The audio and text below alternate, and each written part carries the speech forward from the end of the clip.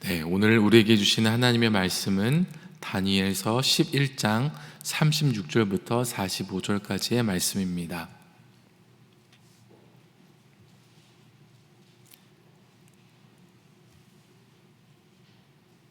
다니엘서 11장 36절부터 45절을 교독하겠습니다. 그 왕은 자기 마음대로 행하며 스스로 높여 모든 신보다 크다 하며 비상한 말로 신들의 신을 대적하며 형통하기를 분노하심이 그칠 때까지 하리니 이는 그 작정된 일을 반드시 이룰 것임이라.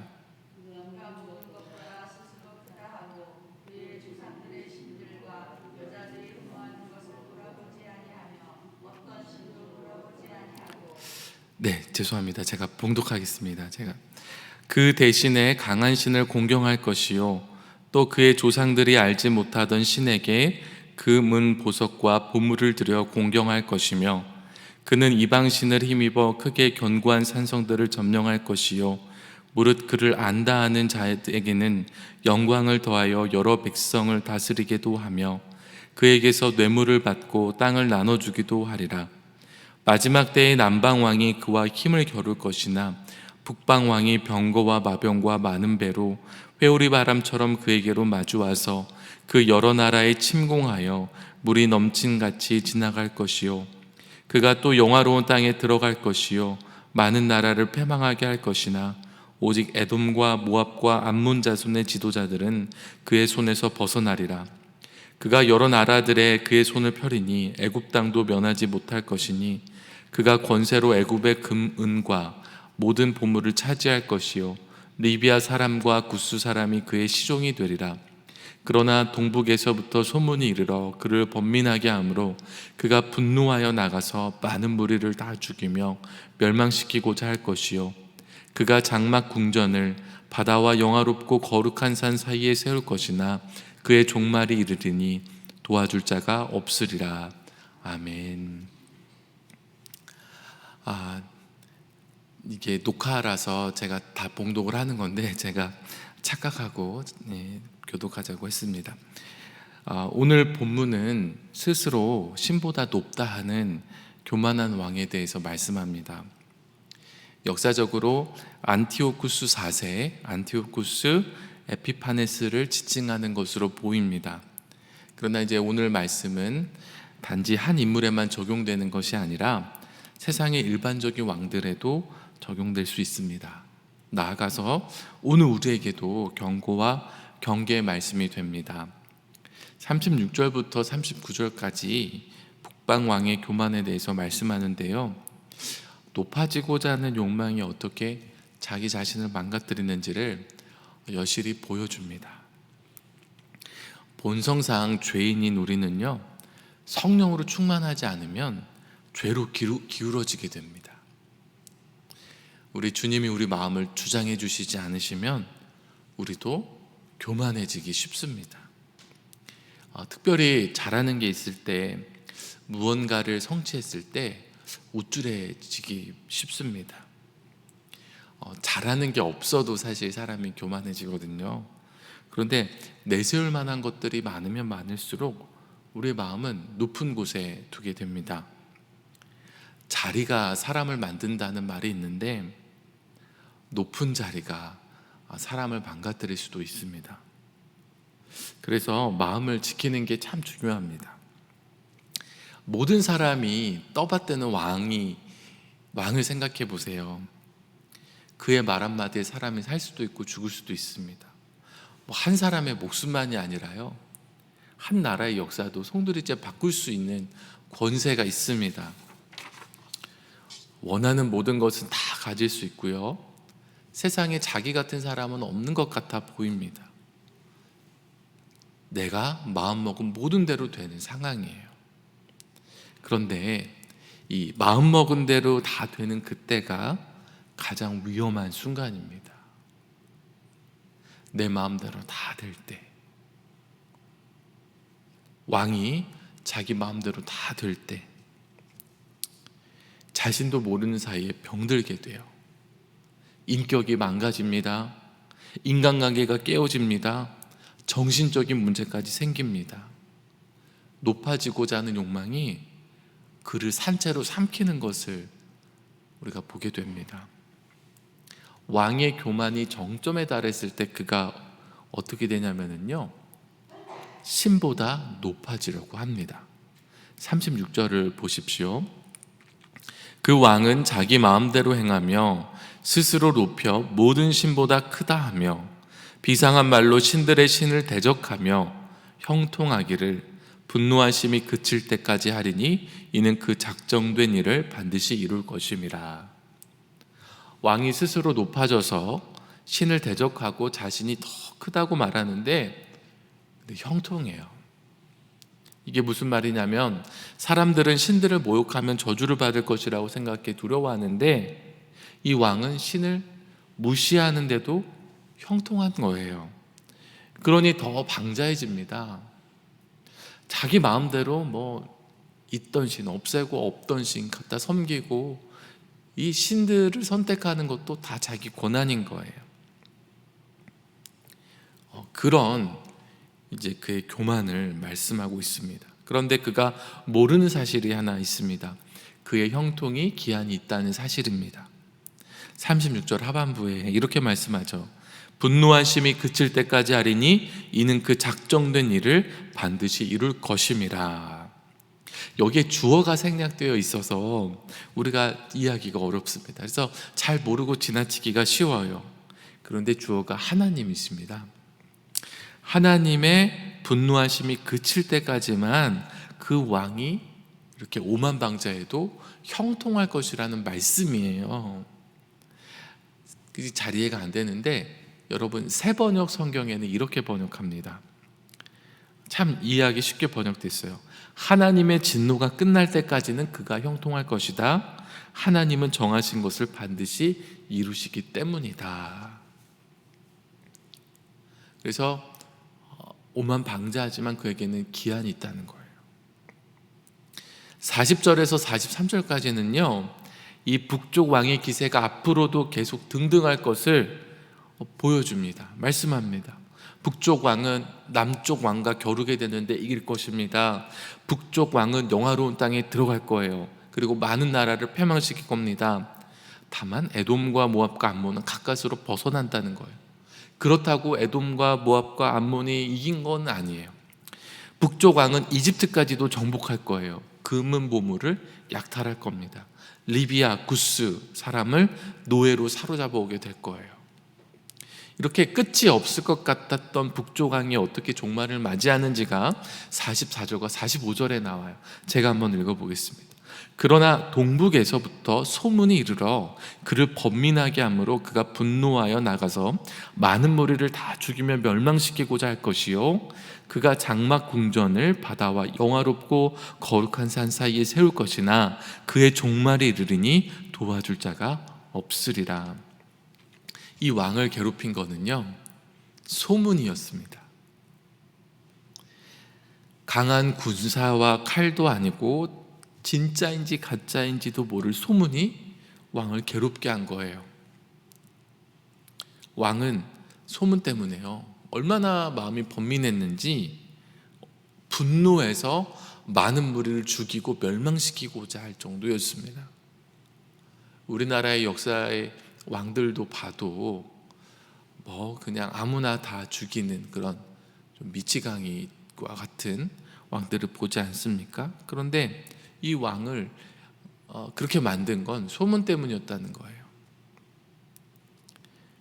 누가 나를 배반하지는 않을까? 누가 나를 반역하지는 않을까?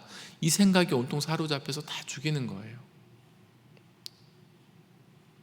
우리가 이제 가까운 북한에서도 그렇게 높은 자리에 있던 가까운 권력들을 다 숙청하는 걸 보지 않습니까? 그리고 이 왕이 궁정을 지었는데 바다가 있고 거룩한 산이 있는 정말 아주 풍광이 끝내주는 곳이에요.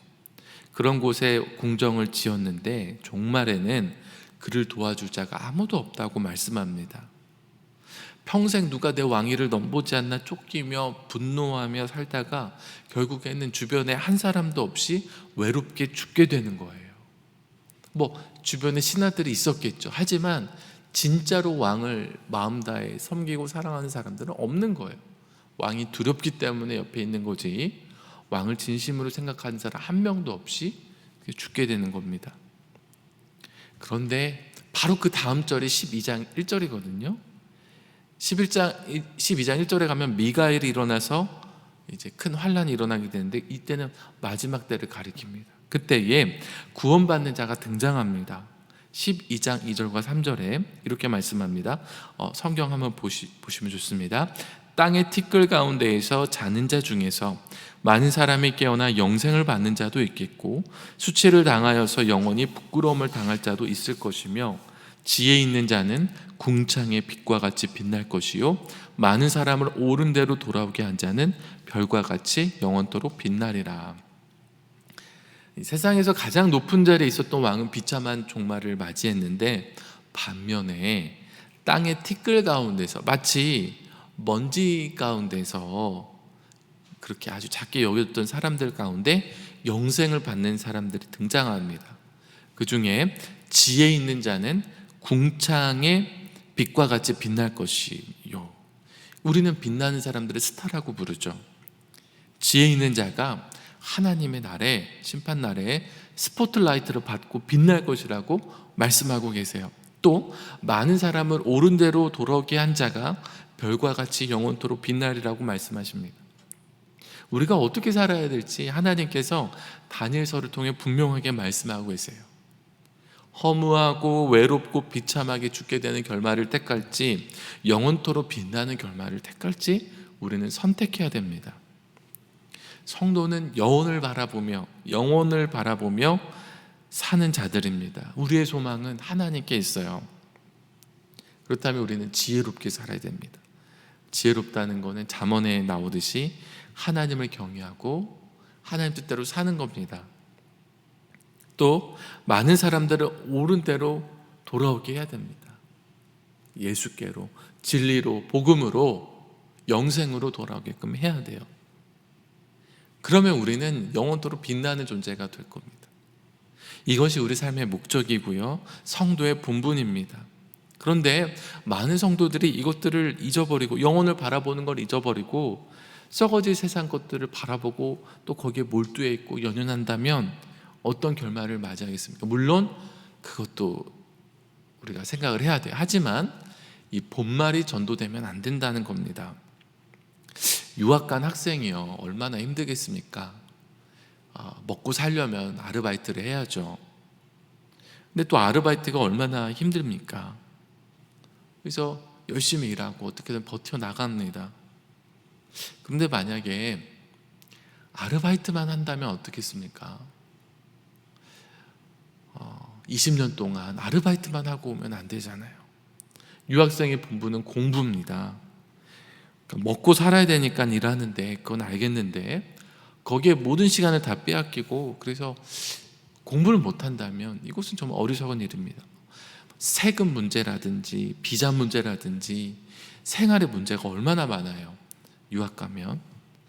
그런데 그것 때문에 그거에만 신경 쓰고 공부를 못한다면 이게 얼마나 어리석은 일입니까?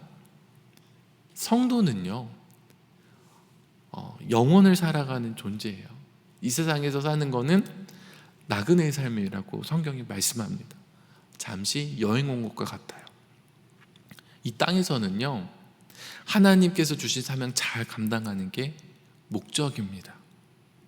그런데 먹고는 살아야 되니까 집 문제, 직장 문제, 생활의 문제가 있죠. 이런 것들을 아예 외면하라는 것은 아니에요. 그런데 이게 주가 되면 안 된다는 겁니다. 성도에게는 유학생의 공부가 중요하듯이 성도에게는 진짜 본분이 있다는 거예요. 그게 뭐냐면 바로 지혜롭게 사는 거, 많은 사람들을 옳은 대로 돌아오게 하는 겁니다. 사랑하는 성도 여러분, 정말 이 마지막 날에 정말 땅의 티끌 가운데에서 드러나진 않은 사람이었지만 정말 마지막 날에 야 진짜 실력자였구나, 야 진짜 스타였구나 라는 것이 드러나는 존귀한 하나님의 백성들, 하나님의 사람들이 다 되시기를 바랍니다. 우리 소망은 하나님께 있습니다. 영원한 것을 바라보십시오. 진정 가치 있는 것을 소망하시기 바랍니다. 세상의 가장 높은 왕이라 불렸던 사람은 스스로 미쳐가면서 불행한 종말을 맞게 되지만, 땅의 티끌과 같이 드러나지 않았던 사람 중에 영생을 얻고 별처럼 빛날 이들이 있습니다. 진짜 존귀한 사람, 잠시 잠깐의 가짜 영화가 아니라 영원한 빛을 내 존귀한 스타입니다. 진짜 스타는 땅의 티끌에 숨어 있습니다. 진짜 스타는 숨겨져 있다가 때가 되면 드러나는 법입니다. 사랑하는 성도 여러분, 하나님의 지혜로 사시고 또 많은 사람들을 옳은 대로 예수 그리스도께로 이끄시는 사명 잘 감당하기를 바랍니다. 기도하겠습니다. 살아계신 하나님 아버지, 감사합니다. 오늘도 우리에게 생명을 주시고 하나님의 말씀대로 살아갈 또 하루의 기회를 주시니 감사를 드립니다. 오늘 우리에게 주신 이 말씀도 감사를 드립니다. 하나님, 우리가 정말 성도의 본분을 다시금 기억하고 정말로 마지막 날에 별처럼 빛나는 존재가 될 수 있도록 우리가 정말 지혜롭게 살아가며 하나님을 경외하며 살아가며 또한 많은 사람을 옳은 대로 예수 그리스도께로 인도하는 그리스도인들이 다 되게 하여 주시옵소서. 하나님께서 우리 마음을 주장하여 주시길 원합니다. 우리가 살아가는 것이 참 어렵고 힘들고 또 해결해야 될 문제들이 많지만, 그러나 주와 부가 역전되지 않기를 바랍니다. 본말이 정도되지 않기를 바랍니다. 우리에게 주신 본분과 사명을 우리가 온전히 깨닫고 정말 하나님 보시기에 좀 아름답고 충성되게 살아갈 수 있도록 성령께서 우리의 마음과 생각을 주장하여 주시옵소서. 오늘도 이 아침에 기도로 시작하고자 합니다. 우리가 기도할 때에 주여 우리의 기도를 도우시고 정말 오늘 이 하루가 주님 안에서 승리하는, 나는 죽고 오직 예수로 살아가는 귀한 하루가 되게 하여 주시옵소서. 이 시간 주님 앞에 정성껏 준비한 예물을 드린 손길들이 있습니다. 특별히 1,000번째 예물을 주님 앞에 드렸습니다. 하나님께서 받아주시고 또 그 마음을 가장 잘 아시오니 그 마음의 소원을 주께서 아시는데, 기도하는 것보다도 우리가 기대한 것보다도 더 좋은 은혜로 채워 주시옵소서. 주께서 인도하여 주시옵소서. 하나님, 오늘 이 하루 동안에도 정말 힘겹게 살아가는 성도들이 있습니다. 육체의 질병으로 인하여서 고통당하며 또 코로나로 인하여서 또한 경제적인 문제로 고통당하는 성도들도 있습니다. 갖가지 다양한 삶의 문제로 어려움에 당한 성도들을 주께서 특별히 위로하시고 정말 말씀과 기도 가운데 주님을 의지함으로 이겨낼 수 있도록 힘과 능력을 더하여 주시옵소서. 하나님, 우리 자녀들을, 수표교회 자녀들을 돌보아 주시기를 원합니다. 군대 가 있는 자녀, 유학 가 있는 자녀, 또한 취업을 준비하는 자녀, 하나님 여러 상황에 놓인 자녀들을 주께서 기억하여 주시고 보살펴 주시고 주님께서 한 걸음 한 걸음 인도하여 주시기를 간절히 소원합니다. 이 거친 세상에서 주님 없이 살아갈 수 없음을 고백하오니 주께서 붙드시고 지켜 보호하여 주시옵소서. 하나님, 우리 수표교회가 하나님께 주신 사명 잘 감당하기 원합니다. 마지막 때에 칭찬받는 교회 되기를 원합니다. 우리 김진홍 담임 목사님을 세우셨는데 날마다 영육간의 강건함을 더하여 주시고 성령 충만함으로 붙들어 주셔서 하나님 정말로 주님 뜻대로 이 교회를 이끄시기에 하나님 이끄시는데 훌륭하게 쓰임받게 하여 주시옵소서. 하나님, 우리 교역자들을 또한 붙잡아 주시길 원하며 동일한 은혜를 더하여 주시기 원합니다. 또한 우리 성도님들 한 분 한 분 주께서 붙잡아 주셔서 날마다 말씀과 기도로 믿음으로 승리하며 살아가게 하여 주시옵소서.